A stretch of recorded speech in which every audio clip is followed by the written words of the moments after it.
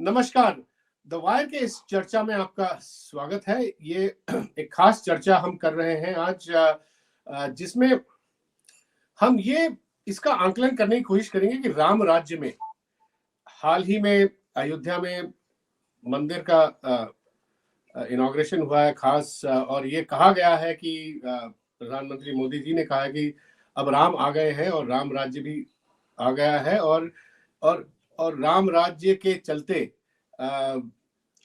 किस तरह के समाज को हम आज देख रहे हैं और आगे भी देखेंगे, और किस तरह राम राज्य में, अगर आप राम राज्य की कल्पना करें तो समाज को किस तरह के समाज की आप कल्पना करते हैं, किस तरह की आर्थिक और सामाजिक व्यवस्था की आप कल्पना करते हैं, और जो आज इतनी असमानताएं हैं जो आर्थिक खासकर जो व्यवस्था में और सामाजिक व्यवस्था में भी, सामाजिक व्यवस्था में तो खैर ऐतिहासिक असमानताएं हैं, तो आर्थिक समस्या में जिस तरह की जो असमानताएं हैं और जिस तरह के संकट के बादल कई सालों से जो हमारे जो आर्थिक व्यवस्था पे मंडरा रहे हैं, खासकर असंगठित क्षेत्र पे डिमोनेटाइजेशन, जीएसटी, उसके बाद कोविड, ये जो तीन बड़े बड़े हादसे हुए, इनकी जो मार पड़ी है संगठित क्षेत्र पे, उनकी क्या व्यवस्था है? आप राम राज्य में असंगठित क्षेत्र को किस तरह देखेंगे? ये एक बहुत ही इंपॉर्टेंट क्वेश्चन है। इसलिए आज हम इस चर्चा के लिए आपके सामने हमने बुलाया एक जाने माने अर्थशास्त्री हैं, प्रोफेसर अरुण कुमार, जो जेएनयू में पढ़ाते थे, और उन्होंने बहुत पुख्ता रिसर्च करी है, कई किताबें लिखी हैं असंगठित क्षेत्र के बारे में, और उसके साथ साथ काले धन के बारे में भी, और इनका काफी बॉडी ऑफ वर्क बहुत ही सॉलिड है इन क्षेत्रों में।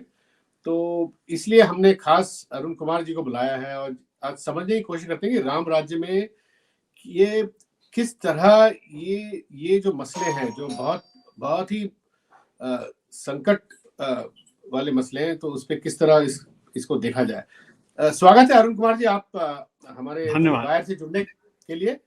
तो मैं सीधा ही आपसे मैं पूछता हूँ, आपने वायर के लिए एक लेख भी लिखा है राम राज्य पे। उसी लेख से मुझे ये आइडिया मिला कि आपको मैं बुला के बात करूं। आपने उसमें ये कहा है कि राम राज्य और जिस तरह टेम्पल जो प्राण प्रतिष्ठा जो अयोध्या में जो राम मंदिर का हुआ है, और मोदी जी ने कहा है कि अब राम आ गए हैं, तो आपने ये लिखा है कि राम के आने से सारी समस्याएं दूर नहीं होगी। ये एक बड़ा समाज है जिसमें 1.4 बिलियन लोग यहाँ पे है, और अलग अलग और समाज इतनी असमानताएं हैं जो जिसके बारे में आपने काफी कहा भी है, लिखा भी है, और आपने उस लेख में ये भी कहा है कि राम मंदिर के इनॉग्रेशन में जिस किस्म के लोग आए, जो पूरी सोसाइटी की जो एलीट है, जो पूंजीपति वहां आए थे, वहां राजनेता थे, वहां पूरे सरकारी पॉलिसी मेकर्स थे, जो सरकार को दिशा देते हैं, जो समाज को दिशा देते हैं, सरकार को नहीं, सरकार भी समाज को दिशा देती है, और किस तरह ये जो लोग वहां पे मौजूद थे, किस तरह वो रीइमेजिन करें कि समाज को राम राज्य के कॉन्टेक्स्ट में। आप बताएं, आपने लिखा तो है हमारे लिए, मगर आप इस पे थोड़ा और विस्तार से बात करें। धन्यवाद वेणु, यहाँ पे मुझे बुलाने के लिए। सबसे पहली बात तो ये है कि राम कहीं गए नहीं थे। राम तो हमारे भारत में ही रहे हैं, सबके मन में रहे हैं, और कहा जाता है कण कण में राम बसे हुए हैं। तो ऐसा नहीं कि मंदिर बना देने से राम वापस आ गए। राम थे, और अगर सिर्फ राम के मंदिर बनाने से सब कुछ बदल जाएगा तो हमारे देश में तो लाखों मंदिर हैं, राम के हैं, विष्णु के हैं, सबके हैं। तो बदलाव सिर्फ मंदिर बना देने से नहीं आएगा। और ये बात तो प्रधानमंत्री जी को भी पता है, उन्होंने अपने भाषण में ये कहा भी। उन्होंने कहा कि अब हमको कोशिश करनी पड़ेगी, हमको कोशिश करके अगले 1000 साल के लिए नया भारत निर्मित करना है। तो सवाल उठता है कि ये राम जो थे, तो राम राज्य क्यों नहीं था? वजह उसकी है कि सामाजिक कारण है। जो सामाजिक कारण है उनकी तरफ हमें ध्यान देना पड़ेगा। तो ये जो राम राज्य की बात है, ये तो समझिए कि राम थे त्रेता युग में, हजारों साल पहले। उस समय की अर्थव्यवस्था, उस समय का समाज, है ना, उस समय की जो राजनीति, वो एक बिल्कुल भिन्न थी आज के समाज से। तो हमें ये देखना पड़ेगा कि ऐसा क्यों हुआ कि राम राज्य अगर एक समय था, तो वो राम राज्य क्यों खत्म हो गया, किस वजह से हुआ, और उसको दोबारा राम राज्य बनाने के लिए हमको क्या करना पड़ेगा। और ये प्रधानमंत्री जी ने खुद कहा कि हमको राम राज्य बनाने के लिए मेहनत करनी पड़ेगी, कोशिश करनी पड़ेगी। तो वो खुद मानते हैं कि वो अपने आप से नहीं होगा।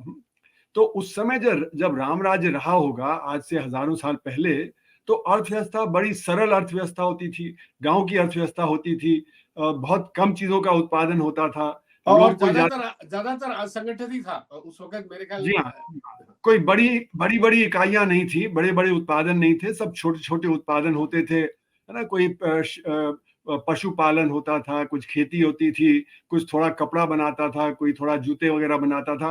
बड़ी एक मतलब सिंपल सी अर्थव्यवस्था होती थी उस समय। आज की अर्थव्यवस्था बहुत ही कॉम्प्लिकेटेड है। इस अर्थव्यवस्था में इतना डिवीजन ऑफ लेबर हो गया है कि एक छोटा देश भी उस तरह का काम नहीं कर सकता कि वो सारा कुछ अपने आप बनाए।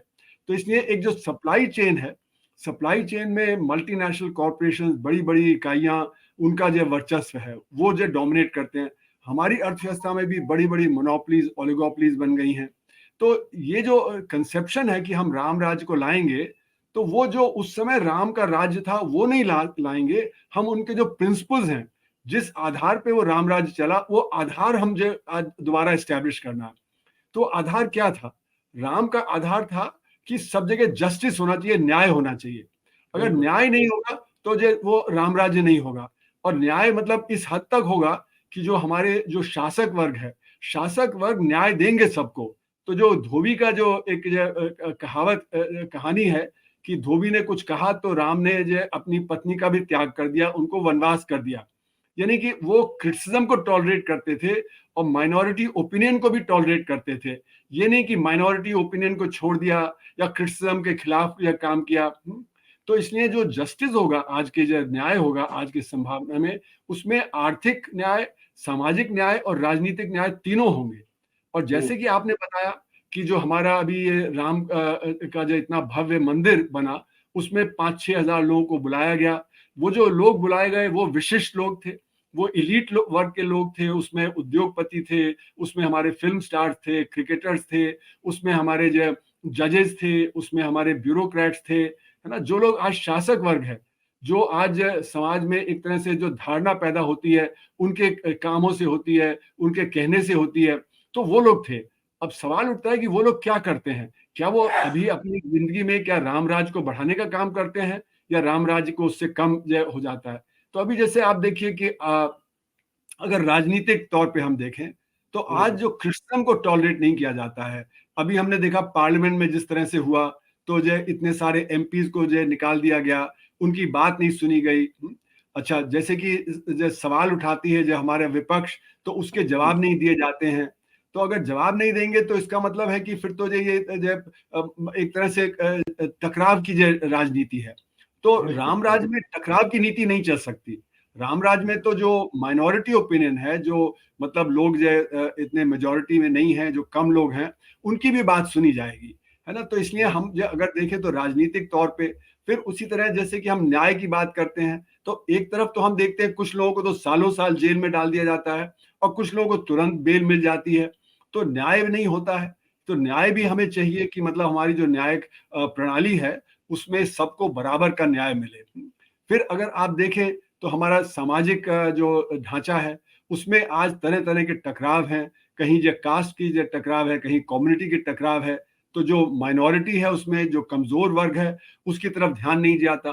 फिर हम आर्थिक अगर उसमें देखें तो आर्थिक तौर पे जैसे बड़े बड़े कॉन्ग्लोमरेट्स हैं, जैसे अडानी हैं, अंबानी हैं, बाकी ऐसे बड़े बड़े, उनको तो सब तरह के कंसेशन दिए जाते हैं।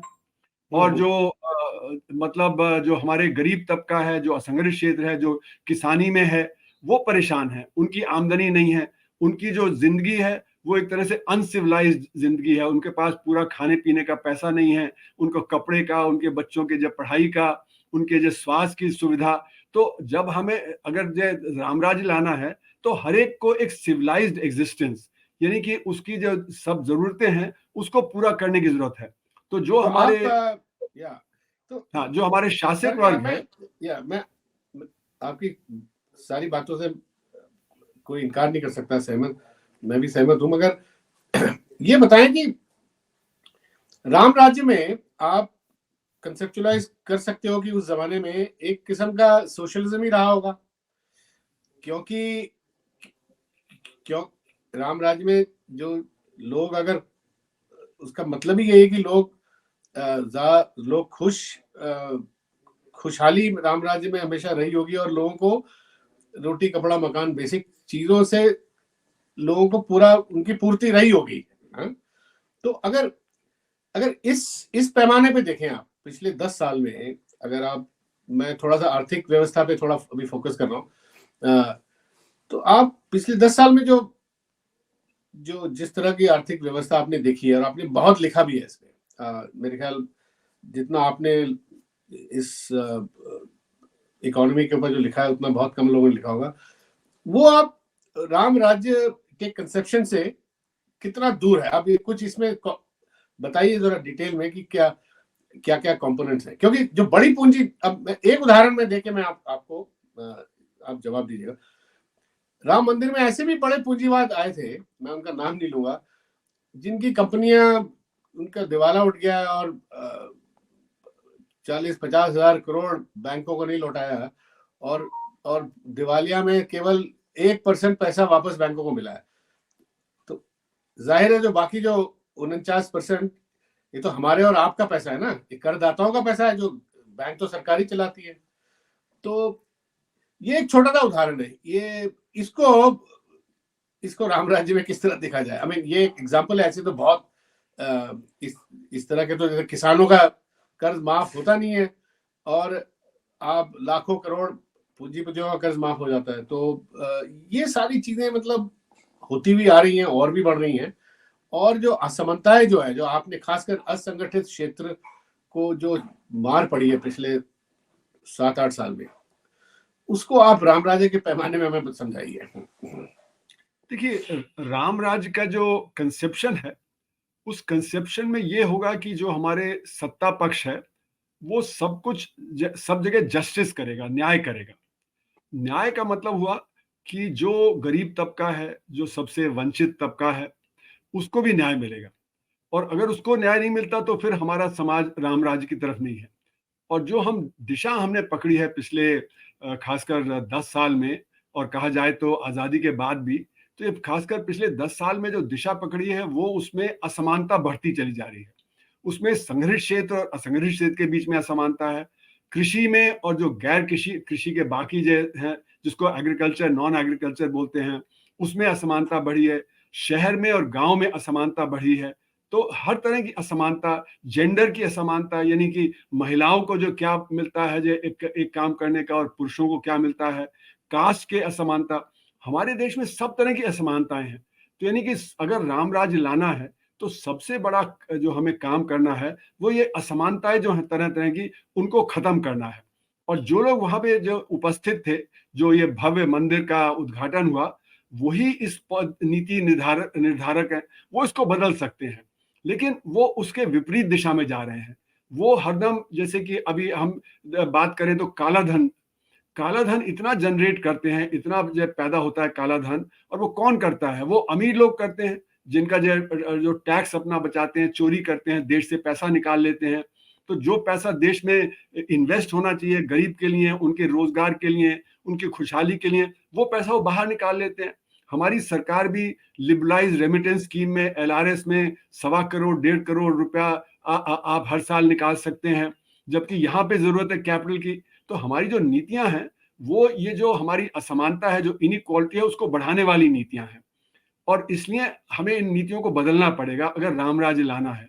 और हमारे जो लोग वहां पे उपस्थित थे, बड़े बड़े उद्योगपति वगैरह, उनको भी कोशिश करके अपने जो विचार बदलने पड़ेंगे, जिससे कि वो पैसा जो उन्होंने बाहर निकाला हुआ है उसको वापस ले आए। जो उन्होंने घर वगैरह वहां खरीदे हुए हैं, बड़े बड़े आलीशान पैलेसेस वगैरह खरीद लिए हैं वहां पे, वो वहाँ पे यॉट खरीद लेते हैं, वो वहाँ पे अपने बच्चों को पढ़ने वहाँ भेजते हैं, न कि देश में पढ़ाते हैं। जब उनका स्वास्थ्य की परेशानी होती है तो वहाँ चले जाते हैं। तो उनको अपना ये सारा एटीट्यूड बदलना पड़ेगा, जिससे कि देश में जो पैसा है वो देश में लागत उसकी हो, जिससे कि यहाँ पे रोजगार पैदा हो। उसी तरह जैसे कि कंज्यूमरिज्म बहुत बढ़ गया है। क्यों कंज्यूमरिज्म बढ़ा? क्योंकि अनाप शनाप चीजों का बिक्री किया जाता है और उसके लिए हम एडवर्टाइजिंग करते हैं। एडवर्टाइजिंग में हमारे जो फिल्म स्टार हैं, जो हमारे क्रिकेटर हैं, जो ऐसे लोग हैं, वो गलत सलत चीजों को जो करते हैं, जैसे कि बच्चों के लिए जो कोल्ड ड्रिंक्स का जो प्रचार करते हैं और जो फिर मतलब जो सोने का प्रचार करते हैं, आभूषणों का प्रचार करते हैं, जो सारा कंज्यूमरिज्म फैला रहा है। इस कंज्यूमरिज्म से हमारी जो पर्यावरण है उस पर जबरदस्त आघात हो रहा है। और पर्यावरण पे जब जब परेशानी आती है तो गरीब पे सबसे ज्यादा उसका पड़ता है असर। तो जैसे कि हमारे शहर हैं, शहरों की जो हवा इतनी प्रदूषित है और वो जो गांव में है वहां पे भी प्रदूषण बढ़ गया है, पानी में प्रदूषण बढ़ गया है, उससे बीमारी बढ़ती चली जा रही है। और बीमारी का इलाज कराने के लिए हमारे पास स्वास्थ्य की सुविधाएं नहीं है पूरी। तो इस सब का असर हमारे गरीब लोगों के ऊपर पड़ता है। तो हमें कंज्यूमरिज्म भी कंट्रोल करना पड़ेगा। और जो आज की जो नीतियां हैं उसमें एक तरह से कहा जाए तो इंडिविजुअलाइजेशन, यानी कलेक्टिविटी, कलेक्टिविटी की जगह इंडिविजुअलाइजेशन आ गया है। तो आज हम अपना अपना देख रहे हैं कि, लेकिन रामराज में तो है कि हमको सबका देखना है, ना कि अपना देखना है। तो रामराज के लिए हमको कलेक्टिविटी को दोबारा स्ट्रेंथन करना पड़ेगा। अगर कलेक्टिविटी को दोबारा हम तेज नहीं बनाएंगे तो फिर हम जो रामराज है उसकी तरफ नहीं जाएंगे। तो खासकर पिछले 10 साल में तो अब ये हो गया है कि जो बड़े बड़े कंग्लोमरेट्स हैं उनको तो खूब कंसेशन दिए गए, कॉर्पोरेट सेक्टर को कंसेशन दिए गए। और जहां ये बात आती है कि गरीब के लिए उसके रोजगार के लिए पैसा देना है, उसके बच्चों की शिक्षा के लिए देना है, तो वहां पे हम कटौती कर देते हैं।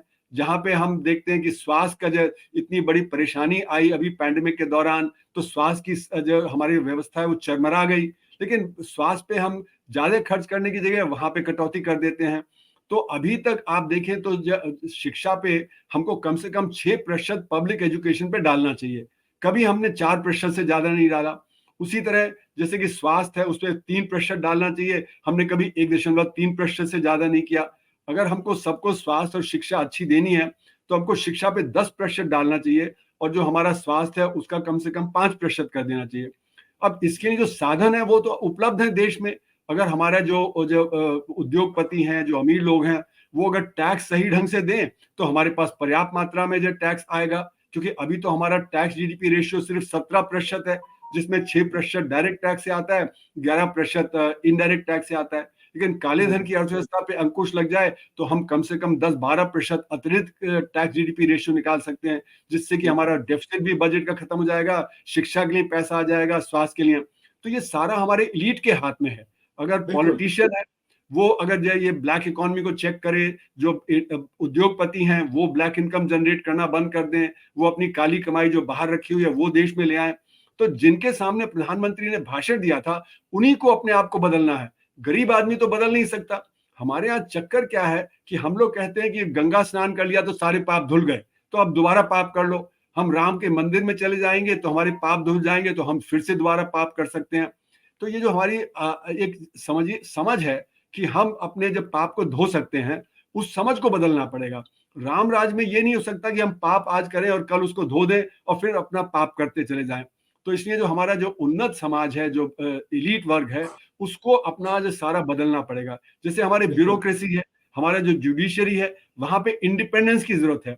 आज जैसे कई बार सुप्रीम कोर्ट ने कहा सीबीआई को कि केज पैरेट है, कि जो पॉलिटिकल दबाव में आके वो काम करती है। तो हमारे जो सीबीआई में अफसर हैं, जो पुलिस में अफसर हैं, उनको इंडिपेंडेंट स्टैंड लेना पड़ेगा। जो हमारे ब्यूरोक्रेट्स हैं, जो पॉलिटिकल दबाव में आके अपना निर्णय बदल देते हैं, रूल्स नहीं फॉलो करते, उनको अपना जो दृढ़ निश्चय होके और जो उनको अपना काम करना पड़ेगा। उसी तरह पॉलिटिशियन है, पॉलिटिशियन को ऑपोजिशन को जो साथ लेके चलना, वो कैसे करें, है ना। अभी तो जैसे कि अभी हमने कल देखा कि जो चंडीगढ़ में जिस तरह का चुनाव हुआ, उस पर किसकी आस्था हो सकती है। तो सबसे ज्यादा जो जो इस समय जो सबसे ज्यादा प्रेशर होना चाहिए वो रूलिंग पार्टी पे होना चाहिए कि वो सही जस्टिस दें, क्योंकि अगर वो जस्टिस नहीं देंगे तो समस्या और बढ़ती चली जाएगी। तो अरुण ये बताएं, अभी तो हम बजट का माहौल है, हर साल सरकार बजट पेश करती है जनवरी के एंड में या फरवरी 1 तारीख को। तो आपने सरकारी संसाधन की बात करी और उसको किस तरह बांटा जाए, जो असमानताएं, जो समाज में जो आर्थिक असमानताएं हैं उनको हटाने के लिए और उनको उनसे डील करने के लिए, तो इसमें एक बड़ा सवाल ये उठता है कि जैसे आपने कहा सरकार के पास साधन है।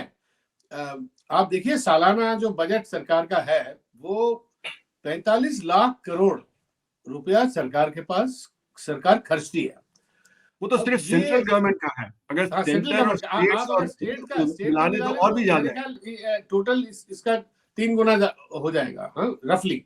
नहीं, ये मान के चलें कि करीब 26-27% जीडीपी का है, तो वो 300 लाख की अर्थव्यवस्था में करीब, मतलब आप समझिए 80 लाख करोड़ रुपए करीब, वो सब मिला के सेंटर, स्टेट और लोकल बॉडीज मिला चलिए के 80 लाख, वही मैं आप स्टेट्स का मिला लो, ठीक है, 80 लाख करोड़। तो अब ये पैसा, ये जो टैक्स करदाता है ये हमेशा पूछते हैं कि ये पैसा जाता कहाँ है और इसका इसका खर्च इसका, हाँ, कई आप आम आदमी मिडिल क्लास देखें तो कहेंगे हमें ये दिखता नहीं सरकार ये करती क्या है इसका। हम जो सड़क का इस्तेमाल करें वो टूटी फूटी सड़क, पानी, जो बेसिक एजुकेशन, हेल्थ, इस पे कितना खर्चा होता है। जैसे आपने कहा कि इसमें इसमें जितना होना चाहिए उससे आधे से भी कम होता है। तो ये पैसा जाता कहाँ है? एक तो ये एक राम राज्य में ये किस तरह इतने बड़े एक 80-85 लाख करोड़ को किस तरह एलोकेट किया जाए, ये बहुत बड़ा सवाल है। और इस पे राजनीतिक विवाद हमेशा बना रहा है, अभी भी विवाद है। और वही बात जो आपने कही कि जो गरीब तबका है वो तो असंगठित है और वो डिमांड नहीं कर पाता, और जो पूंजीपति हैं वो सारे जो प्री बजट एक्सरसाइज देखें तो सब वही जाके लॉबी करके और ज्यादातर जो वो बोलते हैं उनकी बात मान ली जाती है।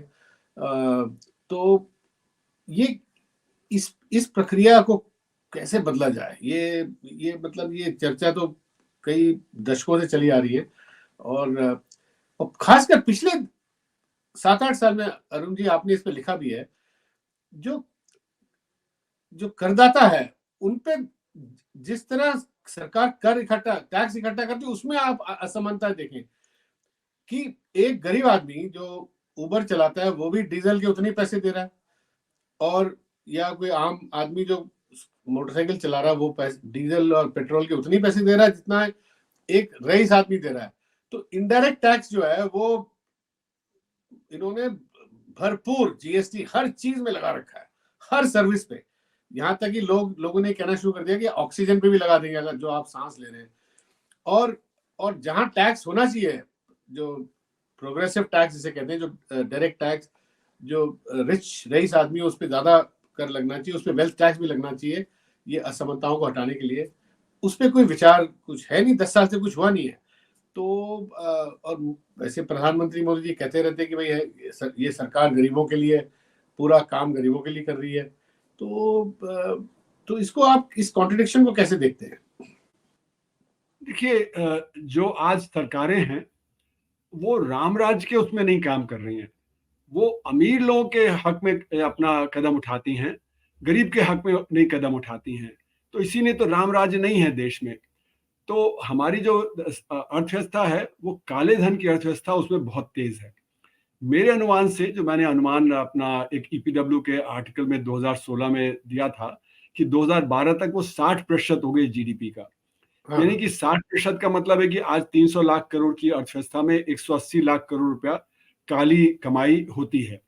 ये जो काली कमाई है, मतलब आप कह रहे हैं डिमोनेटाइजेशन के बाद इस पे कोई रोक कोई असर नहीं हुआ, कोई असर नहीं हुआ। अगर असर होता तो हमारा डायरेक्ट टैक्स जीडीपी एकदम तेजी से 6% जो अभी है वो 20-22% तक पहुंच जाता, अगर ये काले धन की अर्थव्यवस्था पे अंकुश लग जाता। तो अगर इतना हमारा जो डायरेक्ट टैक्स कलेक्शन होता तो हमारे पास शिक्षा के लिए, स्वास्थ्य के लिए, सबके लिए धन होता। हमारे जो बजट में इतना जो ऋण है वो बजट का ऋण जो हमको लेने की जरूरत नहीं पड़ती। अब ऋण लेने की वजह से हमारा इंटरेस्ट पेमेंट बहुत ज्यादा है, ब्याज बहुत ज्यादा हम करते हैं। तो सबसे बड़ा आइटम बजट का है ब्याज का। तो हम एक हाथ से पैसा लेते हैं अमीरों से और दूसरे हाथ से उनको वापस कर देते हैं।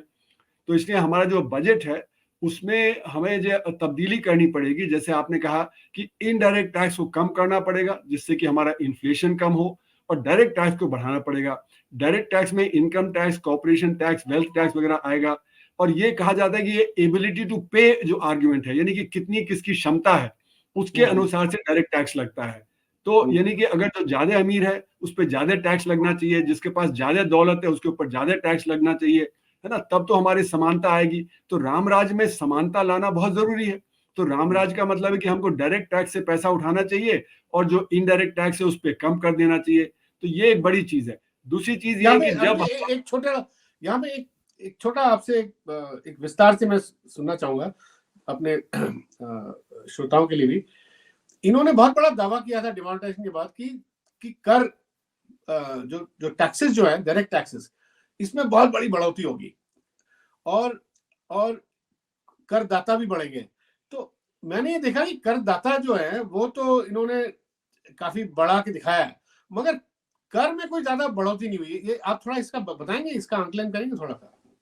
देखिए, ऐसा है कि हमारे जो इन्फ्लेशन होता है ना, जिससे दाम बढ़ते हैं, तो लोगों की आमदनी भी बढ़ती है। तो उनके जब आमदनी बढ़ती है तो वो फिर टैक्स नेट में आ जाते हैं, क्योंकि 2.5 लाख रुपए के ऊपर की आमदनी है तो आपको टैक्स रिटर्न फाइल करना है। लेकिन आपको आज के देश उसमें स्थिति में 7.5 लाख रुपए तक टैक्स नहीं देना है। तो इसलिए जो हमारे 8 करोड़ लोग अब हो गए हैं जो टैक्स का रिटर्न फाइल करते हैं, उसमें 4 करोड़ तो ऐसे हैं जो कि कहते हैं कि हमारी तो 7.5 लाख रुपए से कम है तो हमें टैक्स देने की कोई जरूरत ही नहीं है, तो नील रिटर्न फाइल करते हैं, है ना। उसके ऊपर और करीब समझिए कि 2 करोड़ लोग हैं जिनकी आमदनी जो 7.5 लाख से थोड़ी ऊपर है, वो भी बहुत कम टैक्स पे करते हैं। तो जैसे प्रधानमंत्री जी ने कहा था इंडिपेंडेंस डे की 15 अगस्त की स्पीच में कि सिर्फ 1.5 करोड़ हैं जो इफेक्टिव टैक्स पेयर हैं, और ये संख्या 1.5 करोड़ ही रही है पिछले, आप देख लें तो 7-8 साल से। तो यानी कि ये संख्या नहीं बढ़ी है, जो इफेक्टिव ये संख्या नहीं बढ़ी है ना। हाँ, तो इसलिए जो इफेक्टिव टैक्स पेयर हैं वो 1.1% ही है हमारी जनसंख्या के, यानी कि 140। डिमोनेटाइजेशन के बाद जो दावा किया वो ये बिल्कुल गलत निकला। जी हाँ, जी हाँ। तो इसीलिए हमारा डायरेक्ट टैक्स जीडीपी रेशियो 5.7% और 6.1% के बीच में ही घूम रहा है।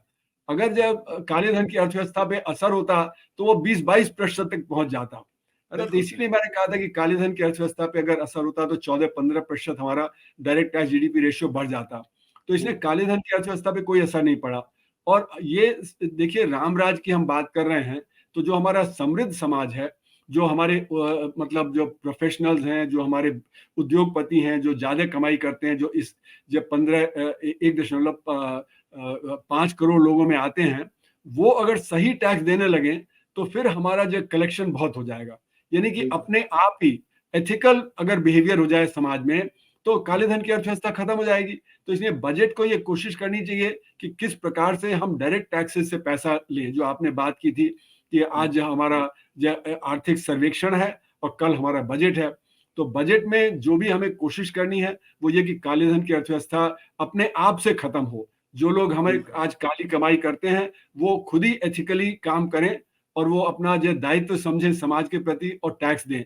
क्योंकि जो आपने कहा कि लोग कहते हैं कि पैसा गया कहाँ, उसके लिए एक 2005 के बजट में ये कहा गया था कि expenditures don't lead to outcome, यानी हम खर्चा करते हैं पर उससे जब जो मिलना चाहिए वो नहीं मिलता है, क्योंकि वो काली उसमें चली जाती है। तो आपने जैसे एक सड़क बनाई, सड़क में आपने कोलटार कम डाला, आपने उसमें वो जो एग्रीगेट है वो कम डाला, तो बारिश हुई तो सड़क बह गई। सड़क बहने के बाद वो पॉट होल सड़क होगी, उसमें आपका एक्सल टूट जाएगा, पेट्रोल डीजल का कंजम्पशन बढ़ जाएगा वगैरह वगैरह। तो यानी कि जो आपको इन्वेस्टमेंट का जो रिटर्न मिलना चाहिए वो रिटर्न नहीं मिल रहा है। तो इसको मैं कहता हूँ digging holes and filling holes की बात है। तो इसलिए हमारे जो लोग टैक्स पे करते हैं वो कहते हैं कि देखो टैक्स देने से क्या फायदा, तो टैक्स को हम बचा लें वगैरह। तो यानी कि जो हमारी आस्था होनी चाहिए समाज के प्रति वो हम इंडिविजुअलाइज होके अपना इंडिविजुअल बेनिफिट के लिए काली कमाई करते हैं।